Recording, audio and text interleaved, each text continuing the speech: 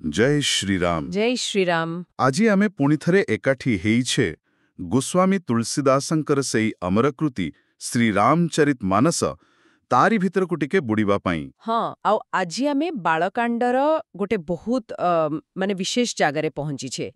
दोहा संख्या 40 आउ ता परर किछि चौपाई। एठी कवि केमिति सूक्ष्म रूपक व्यवहार करिसंती सेटा देखिबा। बहुत गभीर कथा सब अछि। आज हमर लक्ष्य केवल शब्दर अर्थ बुझिबा नुहे ना, से रूपक पछरे जो गभीर कथा अछि ताकु टिके खोजी बाहर करिबा। एकदम। सेथिपाई आम सांगरे पूरा शेष जाए रहिबाकु अनुरोध, ताहले जाई एई अमृतबड़िया पदर प्रकृत स्वाद मिलिबो। आउ हाँ, जदि एमिति आध्यात्मिक आलोचना भल लागु थाए तेबे आम चैनल को सब्सक्राइब करिबाकु जमा भूलिबेनी। चलंतु आरंभ करिबा दोहा 40 रु। दोहाटी हेउछि बाल चरित चहु बंधुके बनज विपुल बहुरंग नृप राणी परिजन सुकृत मधुकर बारी विहंग 40।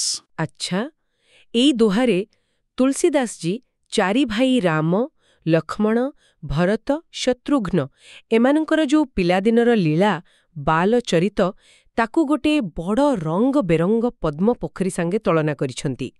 बनज माने पद्म, विपुल माने बहुत बड़ बा बेसी, बहु रंग माने नाना रंगर। तो भगवानंकर पिलादिनर खेलकूद गोटे सुंदर वर्णाढ्य पद्म पोखरी भली। कि सुंदर कल्पना। किंतु द्वितीय धाड़ीटा मते टिके अधिक माने आकर्षित करुछि। एतरे कहउचंती राजा राणी परिजनंकर सुकृत माने पुण्यकर्म। सेटा होछि से पोखरीर भ्रमर आउ जलपक्षी। एटार माने कोन? हाँ, केवल पुण्य थिले जाई से लीलार मजा नहीं हबो। एकदम। आपण पूरा मूल कथाटा धरिछंती। एठी तुलसीदास खाली लीलार सुंदरता कहू नाहंती, से लीलाकू अनुभव करिबार योग्यता कथा भी कहउचंती। देखंतु जेमिति भ्रमर आउ पक्षी माने पद्म पोखरीर सुंदरता आउ महूकू उपभोग करंती, सेमती राजा दशरथ राणी माने आउ अयोध्यार ऋते निजर पूर्व पुण्य बଳରେ ही प्रभुंकर ए जो दुर्लभ बाल्यलीला तारा आनंद पाइबार सौभाग्य पाइछंती। एटा दिव्य अनुभूति पाई आम भितरे गोटे प्रस्तुति दरकार बोली कहूची।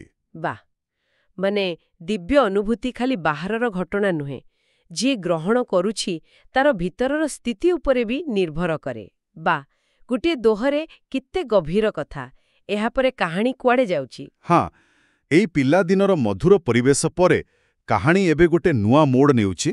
सीतांक स्वयंवर प्रथम चौपाई सेइठु आरंभ होउची। हाँ, चौपाईटी हेला सिया स्वयंवर कथा सुहाई, सरित सुहावनी सो छवि छाई, नदी नाव पटु प्रश्न अनेका, केवट कुशल उत्तर सविवेका। एठी सीतांक स्वयंवरर जो सुंदर कहानी कथा सुहाई सेटा गोटे सुंदर नई सरित सुहावनी भली बहिबा आरंभ करुछि। आउ तार सुंदरता सबुआड़े व्यापी जाउछि। एई कहानी रूपक नईरे बहुगुड़े चतुर प्रश्न पटु प्रश्न अनेका आसिबो। से प्रश्नगुड़ा कहूछि सेई नईरे चालुथिबा डंगा भली। अच्छा, आउ से प्रश्नर उत्तर गुड़िक सेही प्रश्नर जो बुद्धिमान उत्तर सविवेका देउछंती जो माने सेमाने हेले कुशली नाउरी। केवट कुशल एटा गोटे बड़ असाधारण रूपक देखिले। हाँ, सतरे काहानीर प्रवाहकू नई, ता भितरे आसुथिबा जटिल कथा बा प्रश्नगुड़ाकू डंगा, आउ सेगुड़ाकर समाधान करुथिबा ज्ञानी लोकंकू नाउरी संगे तुलना करिसंती। वाह, एटा खाली साहित्यिक चमत्कारिता नुहे परा, एटा कहानी कहिबार जो प्रक्रिया ताकू भी देखाउछि। जे कौनसी भल कहानी तो प्रश्न उत्तर भितरे ही आगुकू बढ़े ना, ठीक जेमिति नाउरी डंगाकू नईरे आगुकू निए। अच्छा, एहा परे कोन होछि? ए नईर रूपक आगुकू भी चालिछि, किंतु एबे एथिरे टिके नाटकीयता आसुछि। देखंतु परवर्ती चौपाई। हाउ द्वितीय चौपाई। सुनी अनुकथन परस्पर होई, पथिक समाज सोह घोरधार भृगुनाथ रिसानी, घाट सुबद्ध रामबर बानी। इहार प्रथम अंशरे कहउचंती जेमिति नई कूଳରେ यात्रीमाने पथिक समाज एकाठी होई कथाबार्ता करंती, सेमिति लोकमाने एई स्वयंवर कथा शुणिकी परस्पर भितर आलोचना अनुकथन करुचंती। आ सेठिरे समाजर शोभा बढ़ुछि, माने कहानीटा केते लोकप्रिय और तार प्रभाव कोन सेटा देखाउछि। କିନ୍ତୁ ଦ୍ୱିତୀୟ ଭାଗଟା ବୋଧେ ବେଶୀ ଗୁରୁତ୍ୱପୂର୍ଣ୍ଣ ନା? ଘୋର ଧାର ଭୃଗୁନାଥ ରିସାନି, ଏଠି ପରଶୁରାମଙ୍କ ରାଗକୁ ନଈର ଭୟଙ୍କର ସୁଅ ସାଙ୍ଗେ ତୁଳନା କରାଯାଇଛି। ଶିବଧନୁ ଭାଙ୍ଗିବା ପରର କଥା, ନିଶ୍ଚୟ। ଏକଦମ। ପରଶୁରାମଙ୍କର ସେ ପ୍ରଚଣ୍ଡ ରାଗ ରିସାନି, ସେଇଟା ହେଉଛି ସେ କଥା ରୂପକ ନଈରେ ଆସିଥିବା ଗୋଟେ ଭୟାନକ ବଢ଼ି ବା ପ୍ରଖର ସୁଅ ଭଳି। ଓହୋ। ସେ ସବୁକିଛି ଭସେଇ ନେବାକୁ ଯେମିତି ପ୍ରସ୍ତୁତ, କିନ୍ତୁ ସେ ଭୟଙ୍କର ସୁଅକୁ ସମ୍ଭାଳିବ କିଏ? ଉତ୍ତରଟା ତ ପରପାଦରେ ଅଛି। ଘାଟ ସୁବଦ୍ଧ ରାମବର ବାଣୀ। ଶ୍ରୀରାମଙ୍କର ସେଇ ଶ୍ରେଷ୍ଠ ଆଉ ଶାନ୍ତ କଥା ଗୋଟେ ମଜବୁତ ନଈଘାଟ ପରି କାମ କରୁଛି। ଏହାର ଭିତର କଥାଟା କ'ଣ ହେଇପାରେ? ଖାଲି ରାଗ ଶାନ୍ତ କରିବା? ନାଇଁ, ଏଟା ତାଠୁ ବି ବେଶୀ। ଦେଖନ୍ତୁ, ଏଠି ରାଗର ଯୋଉ ବିଧ୍ୱଂସକାରୀ ଶକ୍ତି ଆଉ ଶାନ୍ତ ସ୍ଥିର ବିବେକପୂର୍ଣ୍ଣ କଥାର ଯୋଉ ନିୟନ୍ତ୍ରଣକାରୀ ଆଉ ଗଠନମୂଳକ ଶକ୍ତି, ସେ ଦିଟା ଭିତରେ ତୁଳନା କରାଯାଇଛି। ଘାଟ ଖାଲି ନଈ ସୁଅକୁ ଅଟକାଏ ନା, ସେ ନଈକୁ ବ୍ୟବହାର କରିବା ଯୋଗ୍ୟ କରାଏ, ଲୋକଙ୍କୁ ନଈ ପାର ହେବାରେ ସାହାଯ୍ୟ କରେ। ହଁ, ଠିକ୍। ସେମିତି ଶ୍ରୀରାମଙ୍କ ପାଥା ଖାଲି ପରଶୁରାମଙ୍କର ରାଗକୁ ଶାନ୍ତ କରୁନି, ବରଂ ପରିସ୍ଥିତିକୁ ଗୋଟେ ଭଲ ଦିଗ ଦଉଛି। ଏଇଟା ହେଲା ନିୟନ୍ତ୍ରିତ ଶକ୍ତି ବନାମ ଅନିୟନ୍ତ୍ରିତ ଆବେଗର ଚିତ୍ର। ଚମତ୍କାର ବିଶ୍ଳେଷଣ। ସତରେ ରାଗର ସୁଅକୁ ଜ୍ଞାନର ଘାଟ ଦେଇ ବାନ୍ଧି ରଖିବା, ଏଟା ତ ଜୀବନର କେତେ ପରିସ୍ଥିତି ପାଇଁ ଗୋଟେ ବଡ଼ ଶିକ୍ଷା। ଏ ସଂଘର୍ଷର ସମାଧାନ ପଡ଼େ ତ ନିଶ୍ଚୟ ଆନନ୍ଦର ମାହୋଲ ଆସିଥିବ। ହଁ, ପରବର୍ତ୍ତୀ ଚୌପାଇ ସେଇ ଆନନ୍ଦ କଥା ହିଁ କହୁଛି। ଆଉ ସେଇଟା ବି ପୁଣି ଗୋଟେ ପାଣି ସମ୍ବନ୍ଧୀୟ ରୂପକ ଦେ। ହଁ। ତୃତୀୟ ଚୌପାଇ। ସାନୁଜରାମ ବିବାରା ଉଚାହୁ, ସୋ ଶୁଭ ଉମଙ୍ଗ ସୁଖଦ ସବ କାହୁ, କହତ ସୁନତ ହର୍ଷେଇ ପୁଲକାହିଁ, ତେ ସୁକୃତି ମନ ମୁଦିତ ନାହାହିଁ। ଏଥେ ଶ୍ରୀରାମଙ୍କର ନିଜ ଭାଇମାନଙ୍କ ସହିତ ସାନୁଜ ଯୋଉ ବିବାହର ଉତ୍ସବ ଆଉ ଉଲ୍ଲାସ ବିବାହ ଉଛାହୁଁ, ତାକୁ ଗୋଟେ ଶୁଭ ଆଉ ସୁଖ ଦବା ଭଳି ବନ୍ୟା ବା ଆନନ୍ଦର ପ୍ରବାହ ଶୁଭ ଉମଗ ସାଙ୍ଗେ ତୁଳନା କରାଯାଇଛି। ଏଇ ଆନନ୍ଦର ବନ୍ୟା ସମସ୍ତଙ୍କୁ ସୁଖ ଦେଉଛି। ପୁଣି ପାଣି। ଆଗରୁ ରାଗ ଥିଲା ଘୋର ଧାର, ଏବେ ଆନନ୍ଦ ହେଲା ଶୁଭ ଉମଗ।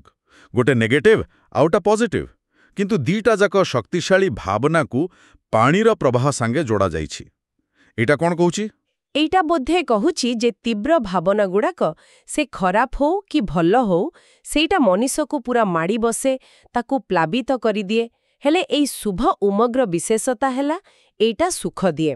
ଆହୁରି କୁହାଯାଇଛି ଯେ ଯୋଉମାନେ ଏଇ ବାହାଘର କଥା କହୁଛନ୍ତି ବା ଶୁଣୁଛନ୍ତି, କହତ ସୁନତ, ସେମାନେ ବି ଆନନ୍ଦରେ ରୋମାଞ୍ଚିତ ହେଇଯାଉଛନ୍ତି, ହରସାହିଁ ପୁଲକାହିଁ ହେଇଯାଉଛନ୍ତି। ଆଉ ଶେଷ ପାଦରେ ତେ ସୁକୃତି ମନ ମୁଦିତ ନାହାଇଁ। ପୁଣି ସେଇ ସୁକୃତି ମାନେ ପୁଣ୍ୟବାନ ଲୋକଙ୍କ କଥା ଆସିଲା, ଯେମିତି ଦୋହାରେ ଥିଲା। ହଁ, ଏଇଟା ଗୁରୁତ୍ୱପୂର୍ଣ୍ଣ।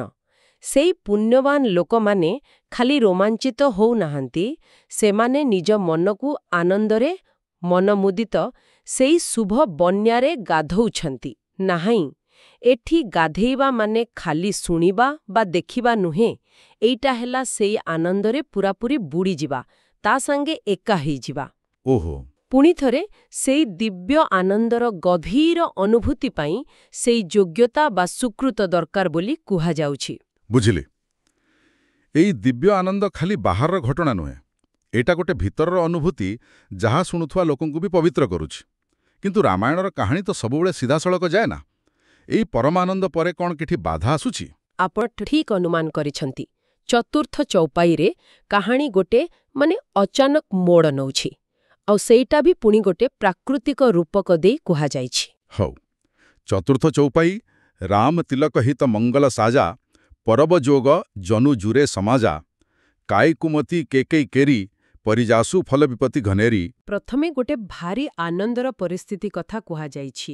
ଶ୍ରୀରାମଙ୍କ ରାଜ୍ୟାଭିଷେକ ରାମତିଲକ ପାଇଁ ସବୁ ମାଙ୍ଗଳିକ ଆୟୋଜନ ମଙ୍ଗଲ ସାଜା ଚାଲିଛି। ଏତେ ବଡ଼ ଆୟୋଜନ ଯେମିତି ଲାଗୁଛି ଯେମିତିକୁ ବଡ଼ ପର୍ବ ପାଇଁ ପୁରା ସମାଜ ଏକାଠି ହେଇଛି। ପରବ ଯୋଗ ଜନୁ ଜୁରେ ସମାଜା। ସବୁ ଠିକ୍ ଠାକ୍ ଚାଲିଛି, କିନ୍ତୁ ହଠାତ୍ ପରଧାଡ଼ିରେ କାଇ ଶବ୍ଦଟା ଆସୁଛି। ଏଇଟାର ମାନେ କ'ଣ? ଡଲ ବା ଶିଉଳି? ହଁ, କାଇ ମାନେ ସେଇ ପାଣିରେ ମାଡ଼ି ଯାଉଥିବା ସବୁଜିଆ ଦଳ ବା ଶିଉଳି, ଯୋଉଟା ଟିକେ ସ୍ଥିର ପାଣିରେ ଦେଖାଯାଏ। ଏଠି କହୁଛନ୍ତି ଏଇ ଯୋଉ ମହା ଆନନ୍ଦର ପରିବେଶ ଭିତରେ କେଇକେଇଙ୍କର ଦୁଷ୍ଟ ବୁଦ୍ଧି ବା କୁମନ୍ତ୍ରଣା କୁମତି କେକଇ କେରି ସେଇ ଦଳ ଭଳିଆ ବହୁତ ଚୁପଚାପରେ ବ୍ୟାପିବାକୁ ପରି ଲାଗିଲା। ଓହୋ, ଏ ରୂପକଟା ତ ବହୁତ ଶକ୍ତିଶାଳୀ। ଦଳ ଯେମିତି ଚୁପଚାପ ବଢ଼ିକି ସଫା ପାଣିକୁ ପୁରା ଘୋଡ଼େଇ ଦିଏ, ତାର ସୁନ୍ଦରତା ନଷ୍ଟ କରେ ଆଉ ତଳେ କ'ଣ ଅଛି ଦେଖିବାକୁ ଦିଏନି, ହଁ ସେମିତି କୈକେୟୀଙ୍କର କୁମନ୍ତ୍ରଣା ବି ଲୁଚି ଲୁଚି ବଢ଼ିକି ସବୁ ମଙ୍ଗଳ ଆୟୋଜନ ଉପରେ ପର୍ଦ୍ଦା ପକାଇଦେଲା। ଏକଦମ। ଆଉ ତାର ଫଳ କ'ଣ ହେଲା? ଶେଷ ପାଦରେ ପୁରା ସଫା ଲେଖା ଅଛି, ଯାସୁ ଫଲ ବିପତ୍ତି ଘଣେରୀ। ମାନେ ସେ ଦଳରୂପକ କୁମନ୍ତ୍ରଣାର ଫଳ ହେଲା ଯେ ଆଗକୁ ଭୟଙ୍କର ବିପଦ ବା ବହୁତ ଦୁଃଖ ବିପତ୍ତି ଘନେରୀ ଆସିବାକୁ ଯାଉଛି। ଏଇଟା ରାମ ବନବାସର ପୁରା ସ୍ପଷ୍ଟ ଇସାରା। କେମିତି ହଠାତ୍ ଆନନ୍ଦର ଶିଖରରୁ ଆସୁଥିବା ବିପଦର ଗଭୀରତା କଥା କହିଦିଆଗଲା। ଏହି ପଦଗୁଡ଼ିକ ଖାଲି ଘଟଣା ବର୍ଣ୍ଣନା କରୁନାହାନ୍ତି, ଏଗୁଡ଼ାକ ଆମକୁ ଜୀବନର ଅନିଶ୍ଚିତତା ଆଉ ସୁଖ ଦୁଃଖର ଯୋଉ ଚକ୍ର, ସେ ବିଷୟରେ ବି ଭାବିବାକୁ ବାଧ୍ୟ କରୁଛନ୍ତି। ନିଶ୍ଚୟ। ଏଇ ଦୋହା ଆଉ ଚାରିଟା ଚୌପାଇକୁ ଯଦି ଏକାଠି ଦେଖିବା, ଆମେ ତୁଳସୀଦାସଜୀଙ୍କ ପ୍ରତିଭାର ଗୋଟେ ବିଶେଷ ଦିଗ ଦେଖିପାରିବା।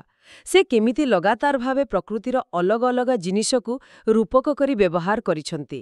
ପଦ୍ମ ପୋଖରୀ, ନଦୀ, ଡଙ୍ଗା, ନାଉରୀ, ପ୍ରଖର ସୁଅ, ମଜବୁତ ଘାଟ, ଆନନ୍ଦର ବନ୍ୟା ଆଉ ଶେଷରେ ସେଇ ଅଶୁଭ ସୂଚନା ଦେଉଥିବା ଦଳ ବା ଶିଉଳି। ହଁ, ସବୁ ଜଳ ସମ୍ବନ୍ଧୀୟ ପ୍ରାୟ। ହଁ, ପ୍ରାୟତଃ ଏହି ସବୁ ଦେଇ ସେ ଖାଲି କାହାଣୀକୁ ସଜେଇ ନାହାନ୍ତି, ବରଂ ମଣିଷର ଭାବନା, ଦିବ୍ୟ ଲୀଳା, ସମାଜର ପ୍ରତିକ୍ରିୟା, ସଂଘର୍ଷ, ସମାଧାନ ଆଉ ଭାଗ୍ୟର ଗତିକୁ ବହୁତ ସୂକ୍ଷ୍ମ ଭାବରେ କହିଛନ୍ତି। ଆଚ୍ଛା, ଶ୍ରୋତାମାନଙ୍କ ପାଇଁ ଏଥିରେ କ'ଣ ଶିଖିବାର ଅଛି? ମୋତେ ଲାଗୁଛି ଏଇ ଯୋଉ ରୂପକଗୁଡ଼ାକ ଆମକୁ ରାମାୟଣର ଘଟଣାକୁ ଖାଲି ବୁଦ୍ଧିରେ ନୁହେଁ, ହୃଦୟରେ ବି ଅନୁଭବ କରିବାରେ ସାହାଯ୍ୟ କରୁଛି। ଯେତେବେଳେ ଆମେ ପରଶୁରାମଙ୍କ ରାଗକୁ ପ୍ରଖର ସୁଅ ଭାବେ ଭାବୁଛେ, ଆମେ ତାର ଭୟାବହତା ଅନୁଭବ କରୁଛେ। ଠିକ୍। ଯେତେବେଳେ ଶ୍ରୀରାମଙ୍କ କଥାକୁ ଦୃଢ଼ ଘାଟି ଭାବେ ଦେଖୁଛେ, ଆମେ ଶାନ୍ତିର ମହତ୍ତ୍ୱ ବୁଝିପାରୁଛେ। ଆଉ ଯେତେବେଳେ କୈକେୟୀଙ୍କ କୁମନ୍ତ୍ରଣାକୁ ଦଳ ଭାବେ ଦେଖୁଛେ, ଆମେ ନକାରାତ୍ମକତାର ସେଇ ଯୋଉ ଲୁଚାଛପା ବିସ୍ତାର, ସେଇଟା ପ୍ରତି ସତର୍କ ହେଇଯାଉଛେ। ଆପଣ ଏକଦମ ଠିକ୍ କହିଲେ। ଏଇଟା ଆମକୁ ଦେଖାଉଛି ଯେ ଜୀବନ ନିଜେ ଗୋଟେ ନଈ ଭଳି ବହୁଛି। ଏଥିରେ ଶାନ୍ତ ପାଣି ଅଛି, ପ୍ରଖର ସୁଅ ଅଛି, ସୁନ୍ଦର ଡଙ୍ଗା ଅଛି ଆଉ ଦଳ ବି ଅଛି। ତୁଳସୀଦାସଙ୍କ ଏ ବର୍ଣ୍ଣନା ଖାଲି ସେ ଯୁଗ ପାଇଁ ନୁହେଁ, ଆଜିର ଜୀବନ ପାଇଁ ବି ସେତିକି ହିଁ ପ୍ରାସଙ୍ଗିକ। ଏହା ଆମକୁ ନିଜ ଭାବନାକୁ ବୁଝିବାକୁ ଆଉ ପରିସ୍ଥିତିକୁ ସମ୍ଭାଳିବାକୁ ଗୋଟେ ନୂଆ ଦୃଷ୍ଟିକୋଣ ଦିଏ।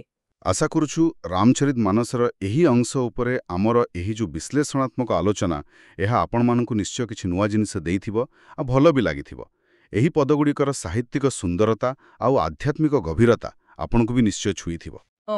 ଆଉ ଯଦି ଆପଣଙ୍କୁ ଆମର ଏ ପ୍ରୟାସ ପସନ୍ଦ ଆସିଛି, ତେବେ ଦୟାକରି ଏହାକୁ ଲାଇକ୍ କରନ୍ତୁ ଆଉ ଆପଣଙ୍କ ବନ୍ଧୁ ପରିଜନ ଯେଉଁମାନେ ଏମିତି ଆଲୋଚନାରେ ରୁଚି ରଖନ୍ତି, ସେମାନଙ୍କ ସାଙ୍ଗେ ବି ସେୟାର କରନ୍ତୁ। ଆପଣଙ୍କ ପ୍ରୋତ୍ସାହନ ଆମକୁ ଆହୁରି ଆଗକୁ ବଢ଼ିବାକୁ ପ୍ରେରଣା ଦେବ। ଭଗବାନ ଶ୍ରୀରାମଙ୍କର କରୁଣା ଆଉ କୃପା ଆମ ସମସ୍ତଙ୍କ ଉପରେ ସବୁବେଳେ ରହିଥାଉ। ନିଜର ଭକ୍ତି ଆଉ ଶ୍ରଦ୍ଧା ଜଣାଇବା ପାଇଁ କମେଣ୍ଟ ବକ୍ସରେ ଜୟ ଶ୍ରୀରାମ ଲେଖିବାକୁ ଅନୁରୋଧ। ଏବଂ ହଁ, ରାମଚରିତମାନସର ଆଗାମୀ ଅଂଶଗୁଡ଼ିକର ଏହିପରି ଗଭୀର ଆଲୋଚନା ଶୁଣିବା ପାଇଁ ଆମ ସହିତ ନିଶ୍ଚୟ ଯୋଡ଼ି ହୋଇ ରୁହନ୍ତୁ ଆଉ ସବସ୍କ୍ରାଇବ୍ କରିବାକୁ ବି ଭୁଲିବେ ନାହିଁ। ଶେଷରେ ଆମେ ଆପଣଙ୍କ ପାଇଁ ଗୋଟିଏ ଚିନ୍ତା କରିବା ଭଳିଆ ପ୍ରଶ୍ନ ଛାଡ଼ି ଯାଉଛୁ। ଆଜି ଆମେ ଦେଖିଲେ ତୁଳସୀଦାସ ଜୀ କେମିତି ପଦ୍ମ ପୋଖରୀ, ନଈ, ସୁଅ, ଘାଟ, ବନ୍ୟା ଆଉ ଶିଉଳି ଏମିତି ମୁଖ୍ୟତଃ ପାଣି ସହ ଜଡ଼ିତ ପ୍ରାକୃତିକ ରୂପକ ବ୍ୟବହାର କରିଛନ୍ତି। ଚିନ୍ତା କରନ୍ତୁ ତ, ସେ ପ୍ରକୃତିକୁ ଖାଲି ଗୋଟେ ବ୍ୟାକଗ୍ରାଉଣ୍ଡ ଭାବେ ନୁହେଁ, ବରଂ ଦିବ୍ୟ ଲୀଳା, ମଣିଷର ଭାବନା ଆଉ କାହାଣୀର ଗତିକୁ ବୁଝେଇବା ପାଇଁ ଗୋଟେ ମୌଳିକ ଭାଷା ଭଳି ବ୍ୟବହାର କରୁଛନ୍ତି। ହଁ, ଏକଦମ। ତେବେ ଆପଣଙ୍କ ବିଚାରରେ ଏହି ମହାକାବ୍ୟର ଆଉ ଯୋଉ ଘଟଣା ବା ଭାବନା ଅଛି, ତାକୁ ବୁଝେଇବା ପାଇଁ ଆଉ କେଉଁ ପ୍ରାକୃତିକ ଜିନିଷ ବା ଚିତ୍ର, ଯେମିତି ପାହାଡ଼, ଗଛ, ପବନ, ନିଆଁ, ଏମିତି କିଛି ତୁଳସୀଦାସ ବ୍ୟବହାର କରିଥାଇ ପାରନ୍ତି ବା ଆମେ ବି ସେମିତି ଭାବିପାରିବା? ଏଇଟା ଟିକେ ମନ ଭିତରେ ଭାବିବା ପାଇଁ ଗୋଟେ ପ୍ରଶ୍ନ ରହିଲା। ଏହି ବିଚାର ସହିତ ଆଜିର ଆଲୋଚନାକୁ ଆମେ ଏଇଠି ଶେଷ କରୁଛୁ। ପୁଣି ଦେଖାହେବ ଆଉ ଏକ ନୂଆ ଆଲୋଚନା ସହିତ। ଜୟ ଶ୍ରୀରାମ। ଜୟ ଶ୍ରୀରାମ। ଆପଣ ଶୁଣୁଛନ୍ତି ରେଡିଓ ତୋଷାଳୀ, ଆମ ମାଟିର ସ୍ୱର।